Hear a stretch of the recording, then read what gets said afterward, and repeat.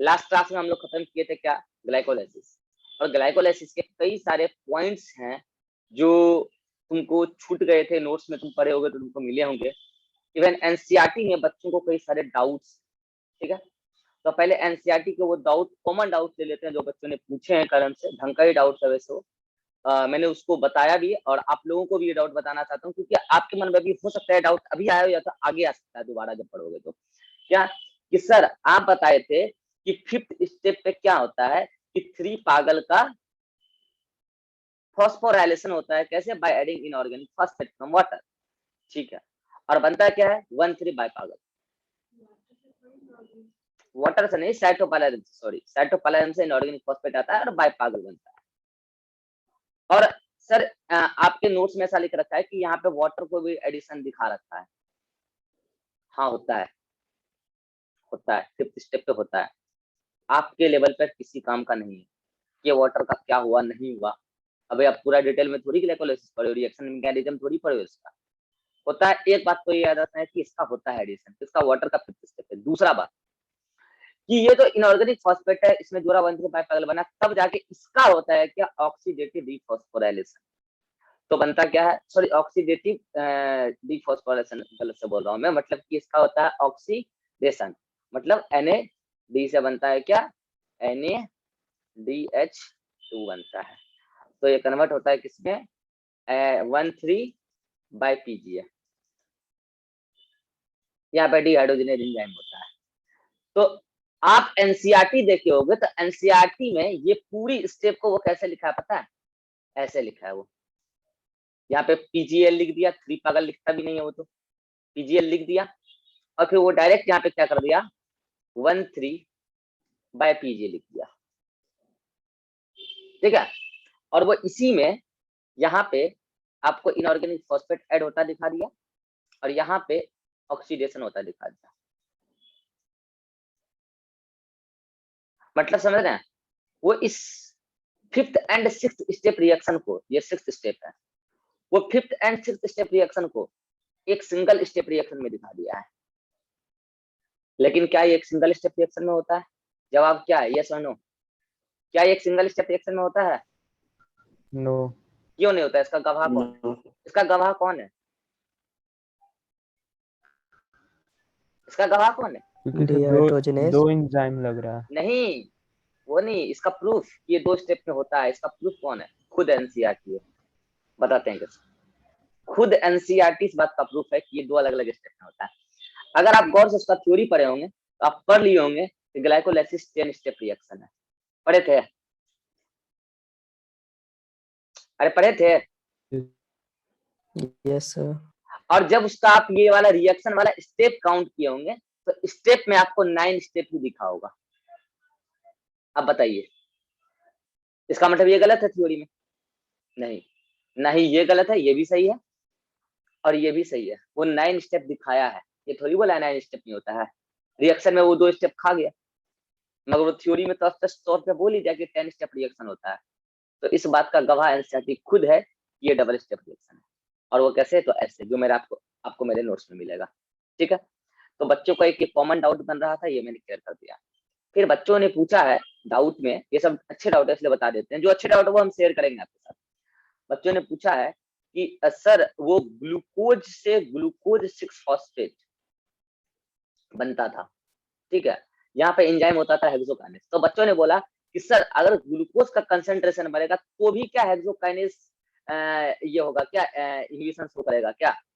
देखिए आपको जो हेक्सोकाइनेस के इनहिबिशन का कारण बताया गया, ग्लूकोज के बढ़ने का कारण नहीं बताया गया, क्योंकि ग्लूकोज के बढ़ने से सिर्फ ग्लूकोज हेक्सोकाइनेस का एक्टिविटी नहीं बढ़ेगा, पूरे सेलुलर रेस्पिरेटरी पाथवे में या तो ब्रेकडाउन होगा तेजी गति से, या तो ग्लूकोज का पॉलीमराइजेशन होके, अगर प्लांट है तो स्टार्च के फॉर्म में स्टोर होने लगेगा, और अगर एनिमल है तो वो फिर अलग फॉर्म में स्टोर होने लगेगा ग्लाइकोजन के फॉर्म में।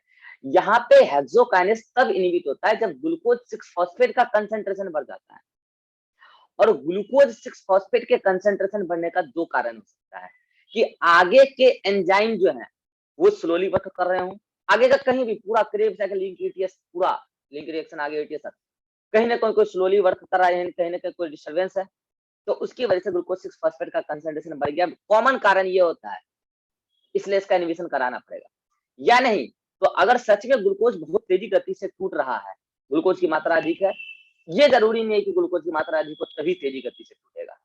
ये हो सकता है कि ग्लूकोज आपने जितना खाया है, तो ग्लूकोज आपके बॉडी में जब आया, तो ग्लूकोज जितना भी आया तो उसको चाहता है कि तेजी में तोड़वाते रहे, बॉडी में ग्लूकोज ऐसे पड़ा ना रहे। तो ग्लूकोज जब लगातार आप खाते जा रहे हैं और उसका टूटना जरूरी है, तो ग्लूकोज अधिक कहाँ से हुआ? अधिक नहीं ना हुआ। ग्लूकोज जितना भी आया उसको तुरंत तोड़ने के लिए इस रिएक्शन का रेट अधिक हुआ, और अगर इस रिएक्शन का रेट अधिक हुआ तो ग्लूकोज 6 फॉस्फेट का रेट मतलब कंसंट्रेशन बढ़ेगा। अब अगर आगे सारी स्टेप रिएक्शन फास्टली होती चली गई, तब तो इसको इनहिबिशन का कोई जरूरत नहीं है। लेकिन अगर आगे के स्टेप अपने आप को फास्ट नहीं कर पाए और ये यहाँ से यहाँ तक तेजी गति में टूट रहा है क्योंकि ग्लूकोज आप अधिक ले लिए, तो फिर उस कंडीशन में आप मानेंगे कि ग्लूकोज 6 फॉस्फेट बढ़ा है इसके बढ़ने की वजह से। कुल मिला के कारण ये है एक्सोकाइनेज के इनहिबिशन का कि ग्लूकोज 6 फॉस्फेट बढ़ना चाहिए, चाहे ऊपर से बढ़े या ऊपर से तेजी से आने की वजह से बढ़े या नीचे स्लोली जाने की वजह से बढ़े, बढ़ेगा ग्लूकोज 6 फॉस्फेट तब इनहिबिट होगा एक्सोकाइनेज। कल एक बच्चे का कारण था, एक डाउट था, सर फॉस्फोफ्रक्टोकाइनेज का इनहिबिशन क्या ग्लूकोज 6 फॉस्फेट नहीं कर देगा? नहीं करेगा, मैंने बताया था। क्यों नहीं करेगा? क्योंकि जो वो साइट होते हैं एलोस्टेरिक साइट वो स्पेसिफिक होते हैं। फ्रक्टोज 6 फॉस्फेट में वहां एटीपी बाइंड कर सकता है। ये डाउट था, ठीक है? ये दोनों कॉमन डाउट था बच्चे का, मैंने लिया, ठीक है? उसके बाद अच्छा एक फर्जी डाउट भी था बच्चे का, वो भी हम थोड़ा शेयर कर लेते हैं आपके साथ, क्योंकि ये फर्जी डाउट अगर इस बच्चे को आया तो आप लोगों को भी पक्का आया होगा, भले आप पूछे नहीं। बच्चे कह रहे थे कल की सर ग्लाइकोलाइसिस एरोबिक और ग्लाइकोलाइसिस एनएरोबिक होता है, यस और नो? यस हाँ, हमें पता है ना, आप जैसे सारे भोंट ऐसे ही सोचेंगे। ग्लाइकोलाइसिस एरोबिक होता है, ग्लाइकोलाइसिस एनारोबिक होता है। शुक्र कीजिए आप तो अभी इसमें ऑनलाइन ऑक्सीजन पढ़ का रहे हैं। यूज नहीं होता है। हाँ मैं बता रहा हूँ ना, तो शुक्र कीजिए आप अभी मतलब ऑनलाइन ये पढ़ रहे हैं, तो ये देख रहे हैं ना, ये ग्लाइकोलाइसिस एरोबिक नहीं और ग्लाइकोलाइसिस एनारोबिक नहीं। एरोबिक एनारोबिक सेल रेस्पिरेशन होता है, ठीक है? एरोबिक रेस्पिरेशन होता है और एनारोबिक रेस्पिरेशन होता है, ठीक है? और चाहे हो एरोबिक रेस्पिरेशन, दुनिया सुनिएगा ध्यान से मैं क्या कह रहा हूँ, चाहे हो एरोबिक रेस्पिरेशन चाहे हो एनएरोबिक रेस्पिरेशन, दोनों के अंदर पहला स्टेप रेस्पिरेशन का ग्लाइकोलाइसिस होता है। पहला स्टेप ग्लाइकोलाइसिस होता है ब्रेकडाउन का। अब अगर आगे O2 की अवेलेबिलिटी है तो ग्लाइकोलाइसिस के बाद लिंक रिएक्शन, क्रेब्स साइकिल और यूटीएस चलेगा। अगर O2 की अवेलेबिलिटी है, नहीं है तो ग्लाइकोलाइसिस के बाद फर्मेंटेशन चलेगा और खेला खत्म हो जाएगा। इसका मतलब ग्लाइकोलाइसिस एरोबिक रेस्पिरेशन और एनारोबिक रेस्पिरेशन में कॉमन बात है। मैंने ये कहा था, मैंने ये नहीं कहा था कि ग्लाइकोलाइसिस एरोबिक होता है और ग्लाइकोलाइसिस एनारोबिक होता है, और ऐसा जो भी कह रहे हैं ना फर्जी कह रहे हैं, गलत पढ़ा रहे हैं, फर्जी कह रहे हैं। ग्लाइकोलाइसिस एरोबिक और एनारोबिक नहीं होता। ग्लाइकोलाइसिस तो एक पाथवे होता है ऑक्सीडेशन का, इनकम्प्लीट ऑक्सीडेशन का। और ग्लाइकोलाइसिस अगर एरोबिक में भी हो तो भी वो इनकम्प्लीट ऑक्सीडेशन ही है। आगे अगर कंप्लीट होना है तो लिंक रिएक्शन, क्रेब्स साइकिल और यूटीएस उसको कंप्लीट कराएगा। और एनारोबिक है तब तो इनकम्प्लीट ऑक्सीडेशन है ही है, फिर वो फर्मेंटेशन होगा कैसे, हम आगे पढ़ेंगे एनारोबिक रेस्पिरेशन में। तो glycolysis is the common path between aerobic respiration and anaerobic respiration. Glycolysis is not aerobic and anaerobic. बोलिए फर्जी डाउट भी समझ में आ गया ना अब? अरे अब तो समझ में आया कि नहीं आया? तो बोलो नहीं आया? अभी बहुत सारे बच्चों को नहीं आया। हाँ क्या डाउट है? आ गया। आ गया। चलिए अब हम कुछ ऐसे पॉइंट डिस्कस करने जा रहे हैं जो कल आपको उतने सारे डिटेल में पढ़ाने के बाद कुछ पॉइंट छूट गए थे, ठीक है? तो सर डाउट था। हाँ बोलो सर थर्ड स्टेप में जब हाँ पीएफके जब सर ये इनहिबिटेट हो जाता, इनहिबिशन होता था जब उसका, हाँ तो एटीपी वहां पे आ जाता था, उसको नॉर्मल करने के लिए फिर हाँ वो रिमेनिंग डाउट है, मैं समझ गया, वो एडीपी वाला बात कर रहे हैं ना आप? यस और हाँ, वो एडीपी था और एक सर अरे एएमपी सुनो था। ना, मेरी बात सुनो पहले, तेजी में मत बोलो। एडीपी और एएमपी कैसे फॉस्फोफ्रक्टोकाइनेज को एक्टिवेट करता है, यही डाउट है ना? Yes sir. हाँ वो और एक रिमेनिंग और है सर, एएमपी एक मिनट पहले मेरी एक बात तो सुनिए पहले। अरे यार इतना हड़बड़ में मत बोलो यार, पहली बात कि ये वाला डाउट आपका रिमेनिंग डाउट है, मतलब कि रिमेनिंग पोर्शन है, बताने के लिए बचा था, अभी बताऊंगा। अगर कोई दूसरा डाउट है तो अब बोलिए। No sir. नहीं है ना, बस वही तो पूछ रहा था कि दूसरा डाउट नहीं है, ये डाउट है तो बस अब शांत हो जाइए, मैं इसको बता रहा हूँ, बस इसको मैं बता ही रहा हूँ, ठीक है। तो रिमेनिंग पॉइंट ऑफ ग्लाइकोलाइसिस, इसमें कुछ कुछ पॉइंट बच गए थे, तो इसमें जो पहला पॉइंट था यही पहला पॉइंट लेते हैं। क्या पहला पॉइंट वो बचा था कि फिफ्थ स्टेप पर वाटर यूज होता है, at fifth step water is used. ये सब नोट्स में लिखे मिलेंगे, लेकिन क्या है ना कि पिछली क्लास में फ्लो में बताने में थोड़ा वो फ्लो में छूट गया। दूसरा पॉइंट, फिफ्थ स्टेप पे वाटर इज यूज्ड, क्या दिक्कत है? ये बातें सुनो, ये बातें क्या है ना, उन लोगों को भी जब पढ़ाए थे तो उन लोगों को भी ये बातें बताना भूल गए थे, तो वो क्या किए, जहाँ पे पॉइंट लिखना था ना वहां पे जगह छोड़ के आगे बढ़ गई है। और मेरे रफ वाले नोट्स में आपको लिखा मिलेगा, रफ वाले नोट्स में कैसे नहीं है रफ वाले में, देख लीजिए आप, रफ वाले में है, उसमें वो जहाँ पे आप बताएं कि रफ वाले में ये है, थ्योरी में भी है, फेयर में ये वो लड़की नहीं लिखी है, क्योंकि उन लोगों को भी आज ही बताया गया है, ठीक है। रफ वाले में नहीं है तो आपको दिखा देते हैं, अगर आपके पास आंख नहीं है तो भगवान ने आपको आंख नहीं दिया, इसका मुझे अफसोस है, लेकिन रफ वाले में है।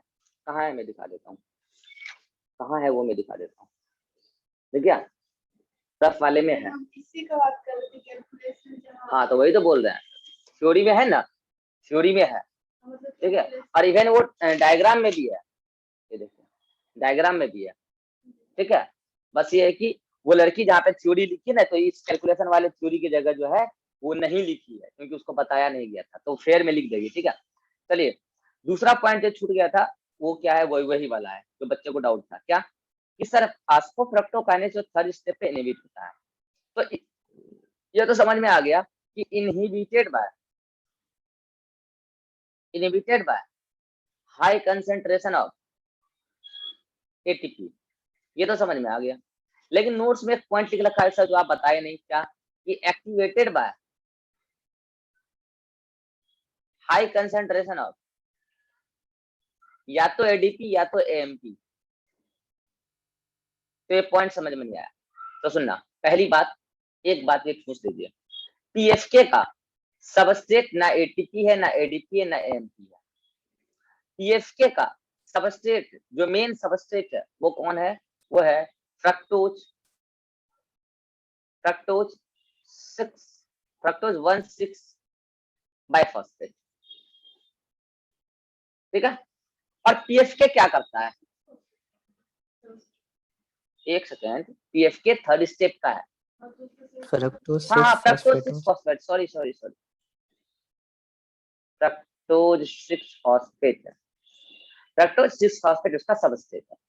पीएफके क्या कराता है, ये फास्फोफ्रक्टोकाइनेज है, यानी कि इस फ्रक्टोज 6 फॉस्फेट में एक फॉस्फेट और जोड़ेगा, यही कराएगा, ये यही कराएगा, इसका रिएक्शन लिख देते हैं। फ्रक्टोज 6 फॉस्फेट वो कन्वर्ट कराएगा उसको फ्रक्टोज 1,6 बाइफॉस्फेट में, ठीक है।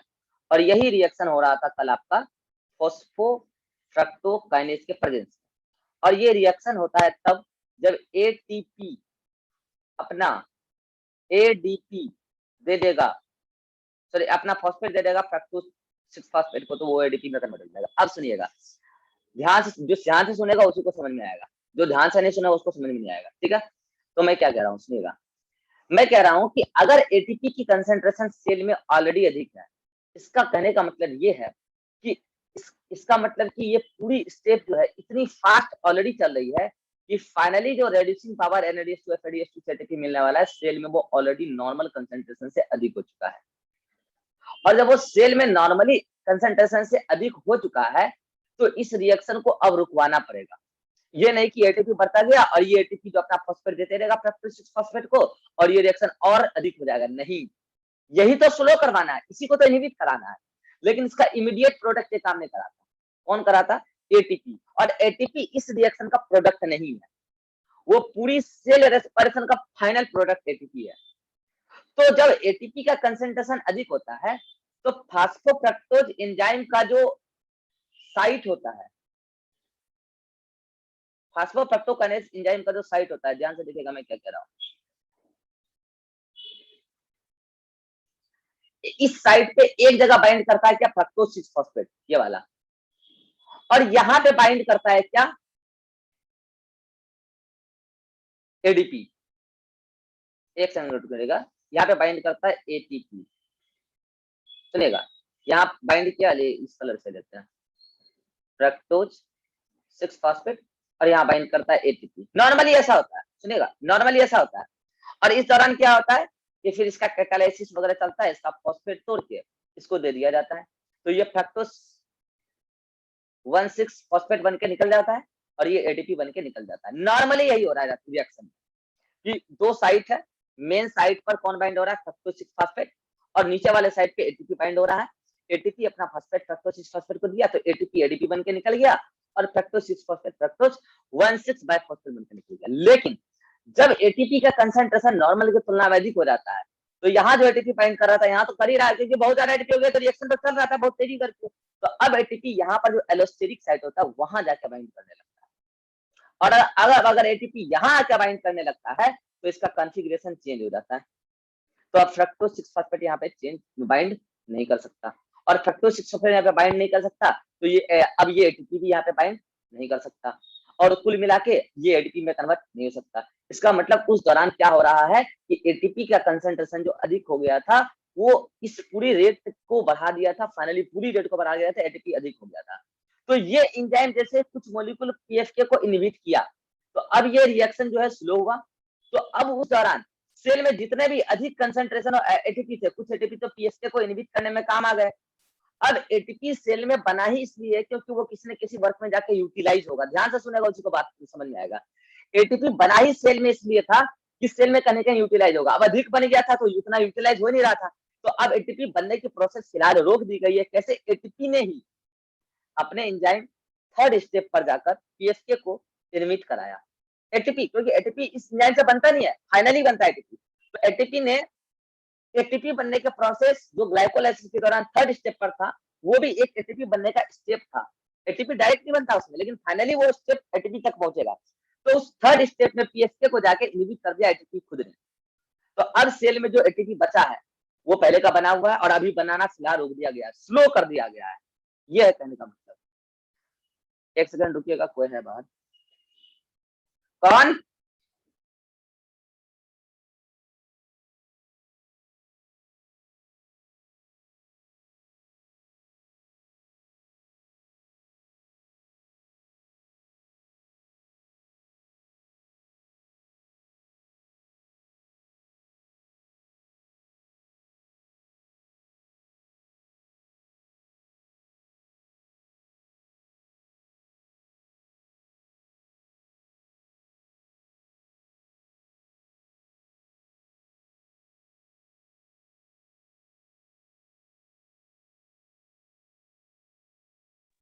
हाँ, तो मैं क्या कर रहा था, ध्यान से सुनिएगा। तो क्या हुआ, एटीपी जब अधिक हुआ तो एटीपी ने अपने एटीपी बनने के किसी एक प्रोसेस जो था ग्लाइकोलाइसिस का थर्ड स्टेप, वहां पे डायरेक्ट एटीपी नहीं बनता, जो प्रोडक्ट बनता है वो फाइनली आगे आगे कई स्टेप में जाके फाइनली एटीपी बनवाता है, ठीक है।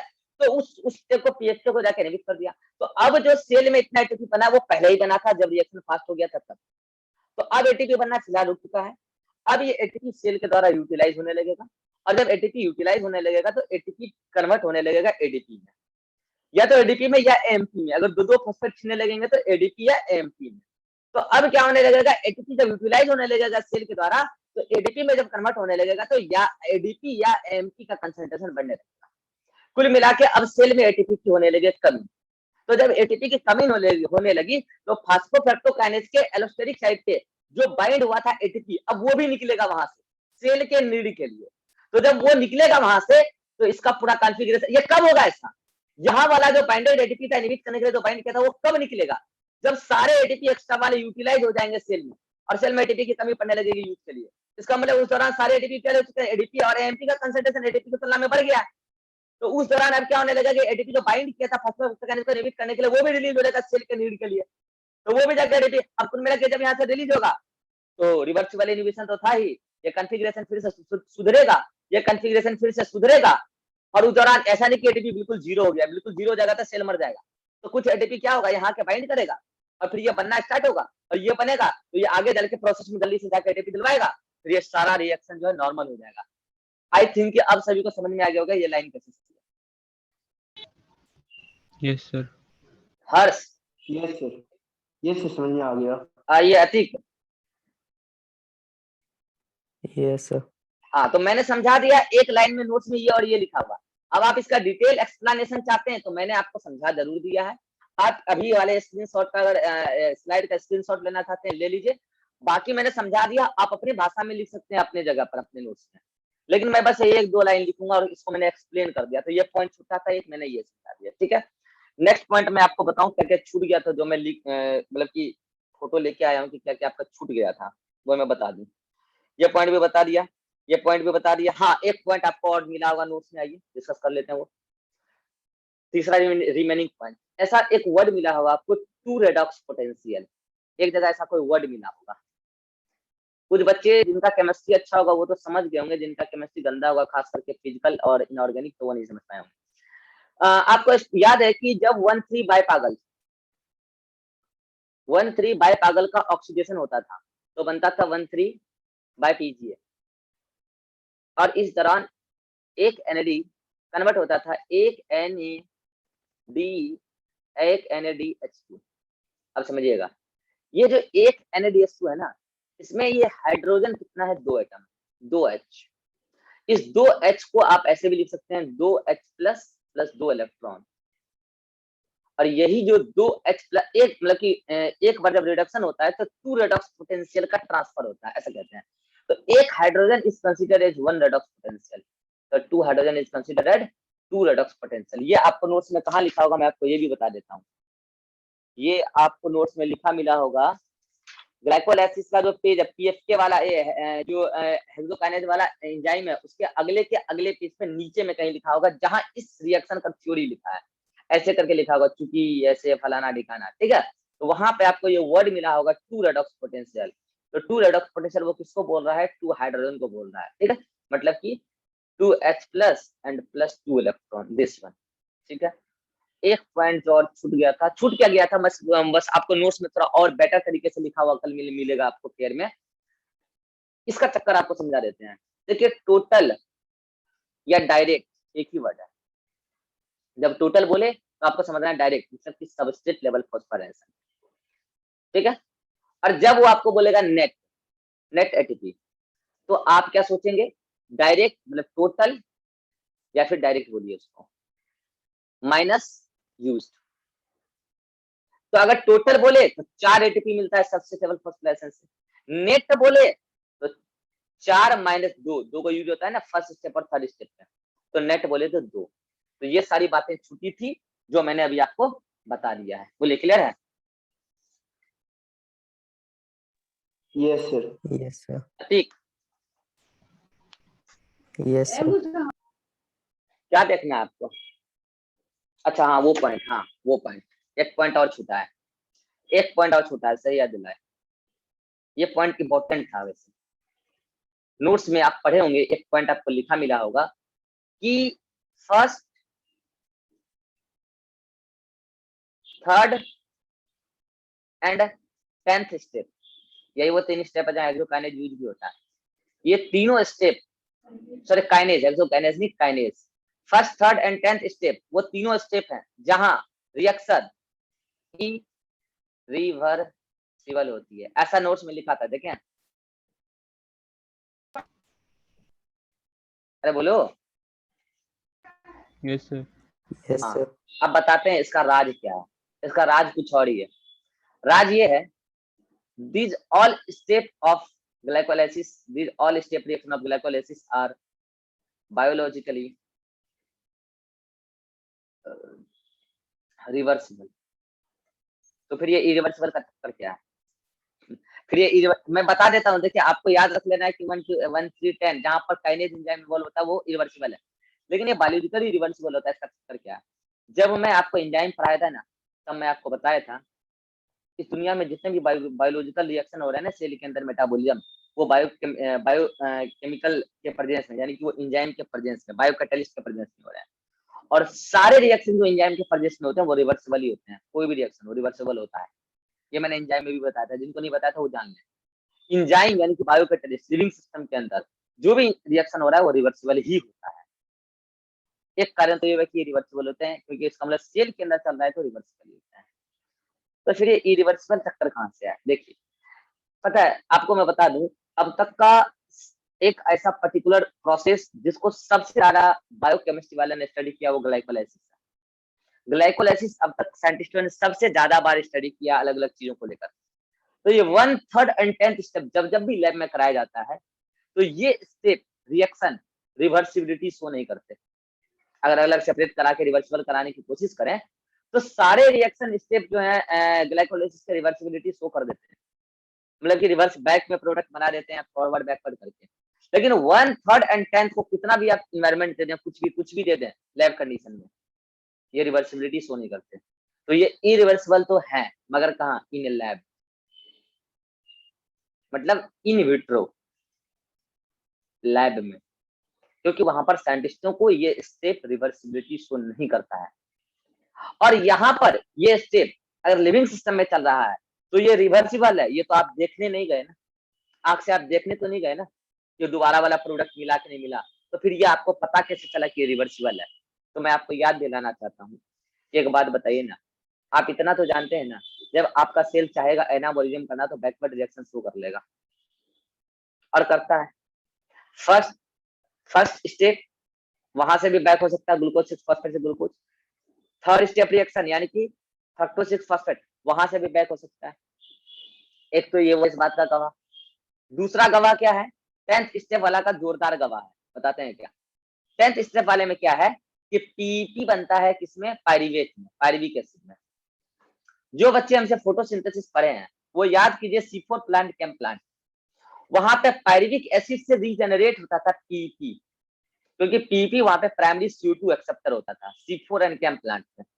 तो जब आपने वहां के पाथवे में ये पता किया कि पायरीविक एसिड से पीपी रीजनरेट होता है, वो अलग बात है कि वहां पे एंजाइम इस ये जो पायरीविक एसिड काइनेज था इसका वहां पे बड़ा भाई मतलब छोटा भाई छोटी भाई वहां पे था PPDK, डाई काइनेज था वहां पे डाई काइनेज था। फॉस्फेट पायरो क्या पेप्केज कहां से आ जाएगा?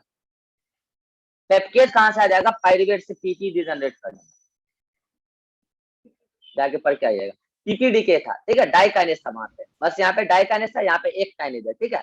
तो ये जो डाई काइनेज है यानी कि ये करता क्या था, ये बात आप C4 और केम प्लांट जब फोटोसिंथेसिस को पढ़ेंगे तभी आपको बताएंगे।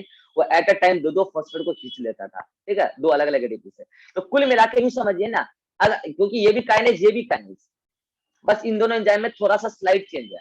तो ये पीपी जब रीजनरेट होता था पायरीविक एसिड से तो इसका मतलब ये रिएक्शन तो रिवर्सिबल है। लिविंग सिस्टम में तो रिवर्सिबल है, लिविंग सिस्टम होता है। ये सारे रिएक्शन प्लांट में भी चल रहा है। वो अलग बात है कि ये वाले पर्टिकुलर केस एनिमल में नहीं चलते क्योंकि एनिमल में फोटोसिंथेसिस नहीं होता, हम C4 और केम प्लांट थोड़ी है। वो भी ये चीज भी C3 प्लांट में नहीं होता, सिर्फ C4 और केम प्लांट में होता है। बात फोटोसिंथेसिस में बताएंगे हम आपको, जिसको बता चुके हैं उनको पता है। तो कुल मिला के आप बस एक लाइन मुद्दे की बात याद रखिए कि फर्स्ट सेकंड थर्ड इरिवर्सिबल होता है बट इन लैब कंडीशन, और ये बायोलॉजिकली यानी कि इन वीवो यानी कि ऑर्गेनिज्म के अंदर ये रिवर्सिबल ही होता है। इनफैक्ट सारे बायोलॉजिकल रिएक्शन जो है इन वीवो रिवर्सिबल होते हैं। तो ये वो 5 पॉइंट थे जो आपको नहीं समझ में आए होंगे, नोट्स पढ़े होंगे, छूट गया था इसलिए नहीं समझ में आए होंगे। और एक पॉइंट जो एनसीईआरटी में है, अगर आप लोग पढ़े होंगे तो गौर किए होंगे, अब आपको डाउट नहीं आया तो हो सकता है आपको समझ में आ गया हो, या फिर ये भी हो सकता है कि आप नहीं समझ पाए उस पॉइंट को फिर भी ना पूछ रहे हो, या फिर हो सकता है कि आपका ध्यान ना गया हो। हम बताते हैं क्या है, हम बताते हैं वो डाउट क्या है। आप जब एनसीईआरटी पढ़े होंगे तो आप एक वर्ड गौर किए होंगे कि glucose and fructose enter into glycolysis, ये वर्ड आप गौर किए होंगे और आप लोगों का ये डाउट नहीं बना। अच्छी बात है, नहीं बना तो अच्छी बात है, लेकिन मैं डाउट बनाता हूँ कैसे। आप जब ग्लाइकोलाइसिस का हेडिंग पढ़े होंगे एनसीईआरटी में, ग्लाइकोलाइसिस हेडिंग जहां डाला होगा तो उस हेडिंग में आप क्या पढ़े होंगे कि ग्लाइकोस वर्ड आया, ग्लाइकोस वर्ड से ग्लाइको आया, लाइसिस वर्ड से आया है ये लाइसिस, और ग्लाइकोस का मतलब ग्लूकोज होता है, ग्रीक वर्ड है, और लाइसिस मतलब ब्रेकडाउन होता है।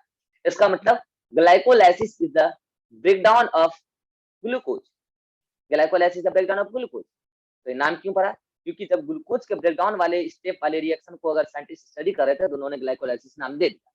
और वो 3 साइंटिस्ट कौन थे ये भी आपको लिखा मिलेगा, EMP। इन तीनों साइंटिस्ट का शॉर्ट नेम याद रखिएगा जिससे ये वर्ड उठाया गया EMP, ठीक है। तो एक बात बताइए, क्या सिर्फ ग्लूकोज इसमें एंटर कर सकता है? ये भी 6 कार्बन का शुगर होता है, ये भी 6 कार्बन का शुगर होता है, ये दोनों आपस में आइसोमर है। तो क्या सिर्फ उस प्रोसेस में ग्लाइकोलाइसिस में क्या सिर्फ ग्लूकोज एंटर कर सकता है? नहीं, फ्रक्टोज भी कर सकता है। मैं बताता हूँ, मेरा नाम राकेश रमन है, मेरे पिताश्री का पूरा नाम राधिका रमन राजेश्वरी है, शॉर्ट में डॉक्टर रमन कहते हैं उसको क्योंकि डेंटिस्ट है। मेरे भाई श्री का नाम रवि रमन है, मेरी दीदी का नाम रूपा रमन है, और अगर मेरे पापा ने जो घर बनाया उसका नाम रख दिया रमन आवास या रमन निवास। तो एक बात बताइए, क्या उस रमन निवास में सिर्फ डॉक्टर रमन ही एंट्री मारेंगे? नहीं, उसमें राकेश रमन भी एंट्री मारेंगे, रवि रमन भी मारेंगे, रूपा रमन भी मारेंगे, क्योंकि ये तीनों उनके बच्चे हैं, मतलब उसी खानदान के हैं।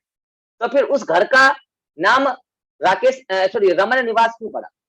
क्योंकि ये रमन ओरिजिनेट वहीं से हुआ था, मतलब कि वो घर उन्होंने ही बनाया था, इसलिए रमन निवास नाम रखा गया। और हम लोगों के नाम के पीछे उनका टैग है राकेश रमन, रवि रमन। तो फिर कह रहे हैं कि इसमें सिर्फ डॉक्टर रमन क्यों एंट्री मारेंगे? क्योंकि घर उन्होंने बनाया है, वो है डेंटिस्ट, उन्होंने अपना घर बनाया है। तो हम सब क्यों एंट्री मारेंगे? क्योंकि उनसे रिलेटेड। अब देखिए, सारे जो ग्लूकोज एंड 6 कार्बन सबके नाम के पीछे हेक्सोज लगा होगा, आप गौर करेंगे, सारे हेक्सोज शुगर है। 6 carbon containing sugar is known as hexose, आपको कार्बोहाइड्रेट में भी बताएंगे बात। तो इसका मतलब ये हेक्सोज शुगर जितने भी होंगे सभी एंटर कर सकते हैं ग्लाइकोलाइसिस में। शुगर ग्लाइकोलाइसिस में एज सच एंटर कर सकते हैं। फिर इसका नाम ग्लाइकोलाइसिस क्यों पड़ा? क्योंकि जब ये रिएक्शन का स्टडी हो रहा था तो ग्लूकोज के ब्रेकडाउन पे स्टडी हो रहा था।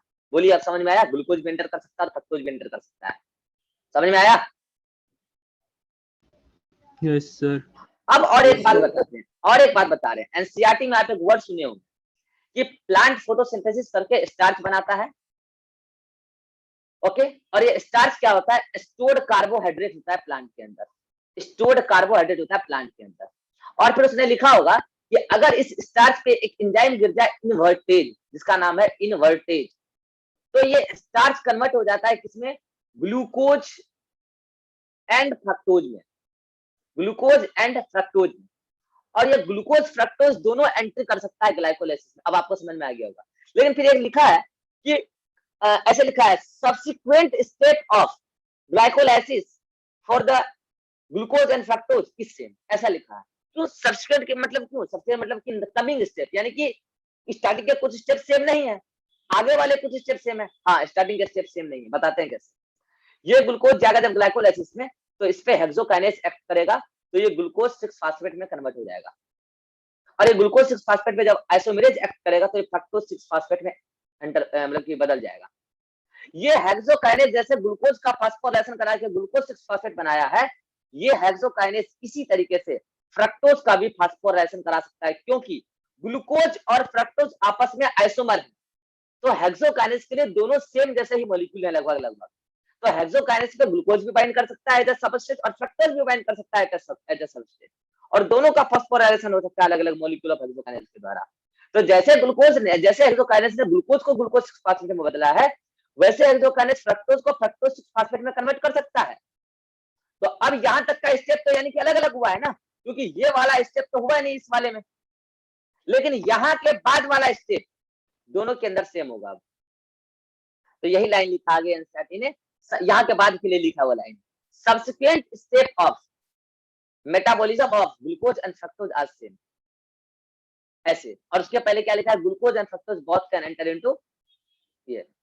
तो ये अब ये स्टार्च, इसका मतलब कि स्टार्च इस ग्लूकोज और फ्रक्टोज दोनों का पॉलीमर होता है। यस, होता है, तभी ना बोला मैंने इन्वर्टेड एंजाइम इस स्टार्च को इसमें तोड़ा। तो प्लांट के अंदर कार्बोहाइड्रेट स्टोर होता है, वो स्टार्च के फॉर्म में होता है, हमारे अंदर ग्लाइकोजन के फॉर्म में होता है। ऐसा बात हम आपको ह्यूमन फिजियोलॉजी में बताएंगे।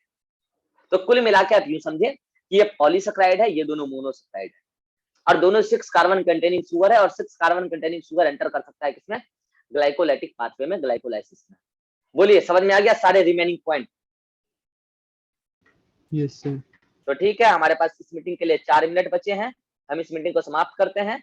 जल्दी से आप रिमेनिंग पॉइंट देख लीजिए। आपको जो भी नोट्स में, जहां पर नोट्स तो आपके पास अभी प्रिंटेड नहीं मिल रहा आपको, तो अभी तो पीडीएफ मिल रहा है। मैं आपको नोट्स अभी भेज दे रहा हूँ आज वाला, और उसमें रिमेनिंग पॉइंट एक पेज पे अलग से लिखा हुआ, वो जल्दी से आप पढ़ लीजिए।